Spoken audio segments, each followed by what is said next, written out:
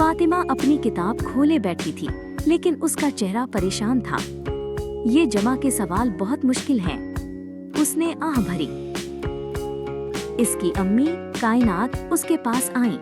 क्या हुआ मेरी प्यारी बेटी? उन्होंने प्यार से पूछा। फातिमा ने एक सवाल की तरफ इशारा किया। अगर मेरे पास 5 सेब हैं और मुझे 2 और मिल जाएं तो कितने होंगे? मुझे उंगलियों पर गिनना पड़ता है। अच्छा, ये तो बहुत आसान है। अम्मी मुस्कुराई। तुम्हें उंगलियों की जरूरत नहीं, बस 5 के बाद गिनना शुरू करो। 5 के बाद 6, फिर 7, तो जवाब 7 है। फातिमा ने कोशिश की। 5 के बाद 6, 7, ये तो आसान है।